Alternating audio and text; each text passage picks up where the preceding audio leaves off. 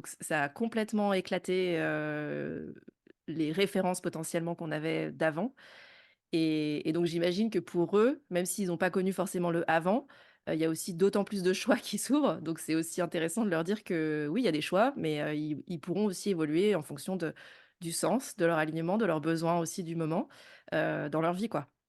Mmh.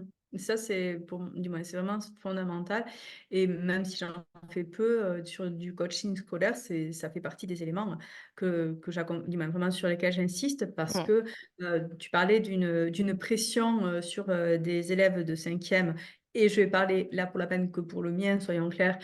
J'ai cette chance, il est, assez serein, mais il commence quand même à en parler. mmh, Donc voilà, c'est vraiment cet élément-là et ça nous tire évidemment, vers le haut, vers, mmh. notre prochain challenge, vers, ce que je disais tout à l'heure, éviter la procrastination et éviter de passer sa journée à se dire: «C'est quoi la meilleure chose que je devrais faire?» Sans la Non, faire, mais là du coup. C'est ça voilà, là, c'est bon, j'ai mon plan d'action sur, je sais ce sur quoi je me suis engagée. et donc exécutons. Voilà, OK. C'est hyper intéressant en effet l'idée des groupes, de travail et d'avoir des pairs avec lesquels échanger, en effet, quand ça va et quand ça va pas. Parce qu'on n'est pas tous au même niveau, au même moment, donc c'est bien comme ça quand nous on va pas trop, il y en a d'autres qui peuvent nous remonter en disant: «Mais si, moi je suis au taquet en ce moment», et cetera. Et en effet, c'est potentiellement des métiers où, le fait d'être justement devant son ordinateur, fait qu'on est plus isolé que ce qu'on pouvait avoir connu avant et donc c'est intéressant de pouvoir contrer en fait, cet isolement en ayant des groupes de travail, et surtout sur un métier, ça peut être intéressant d'avoir sur un métier spécifique, ça peut marcher aussi sur d'autres métiers, mais sur un métier spécifique parce que peut-être qu'il y a des choses, plus relatives à l'expertise ou à des cas particuliers que vous pouvez évoquer aussi? Je vois, dans mon entourage proche des jeunes un peu plus, voilà, on va dire fin collège, début lycée. C'est vraiment, prégnant et du moins, avec, un stress qui est, non négligeable donc sur ces éléments-là et le droit à l'erreur. C'est même pas une erreur en fait, moi Le je dis droit à le droit à l'erreur parce l'exploration que en fait, mais c'est plutôt ouais. de l'expérimentation, c'est plutôt du test, c'est plutôt de voilà, encore dernièrement, il parlait du stage des secondes.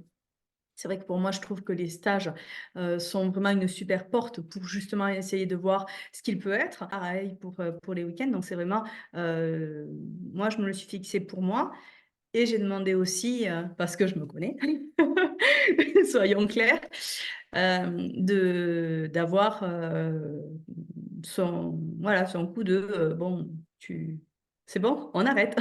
Donc et je l'ai aussi, dit à mes enfants, voilà, là, à telle heure, j'arrête. Si par hasard, parce que je suis dans quelque chose, j'ai pas vu l'heure, tu me le Mmh. dis. OK. Donc c'est vrai que ça, c'est ma façon de fonctionner à moi. Mmh. Pour l'instant, ça marche, OK. relativement. Tout est perfectible, évidemment. Mais et la première des choses là-dessus, ça a vraiment été de, commencer par faire, sur, une semaine à 15 jours, un vrai état de mes différentes tâches. Et OK. c'est vrai que c'est souvent ce que je conseille aussi de faire, Ouais c'est voilà. et en fait, j'ai l'impression qu'on est quand même la première génération pour qui c'est le cas. Les générations d'avant rentraient, dans une entreprise et ils restaient 40 ans et cetera. Il y a eu un petit switch de, bah, finalement, c'est pas 40 ans dans la même entreprise, mais on peut passer d'une entreprise à l'autre et là, on est dans des modèles où, oui, alors ça peut être d'une entreprise à freelance, à en portage, à encore un autre truc, aussi, c'est une question d'exploration, en fait, dans le sens où nos propres besoins peuvent, évoluer donc bah, l'organisation, elle va bouger aussi en fonction de ça, en fonction du business aussi, en fonction des objectifs, et j'aime beaucoup l'idée du lâcher prise et de se lâcher la grappe et de pas chercher à avoir un truc, parfait, tout court.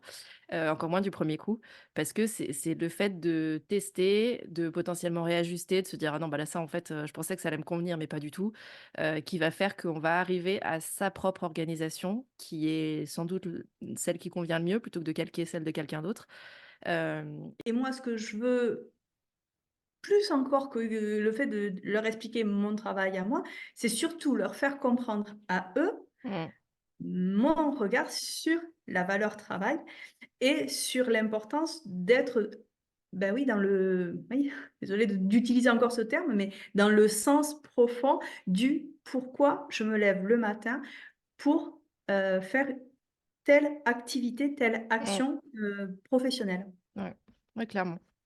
Et pour le coup, j'ai enregistré un épisode de tuba avec mon fils Samuel de 10 ans et c'est pareil pour moi, c'était ultra net, le avant, après, voilà et quand je lui ai posé la question parce que je voulais pas préparer l'épisode, donc je l'ai pas, Mmh mh. je lui ai pas montré les questions avant et quand je lui ai posé la question en enregistrant, sa réponse en gros, c'était: «Non, je vois pas trop la diff, sauf que oui, tu es beaucoup devant l'ordinateur à la maison», voilà.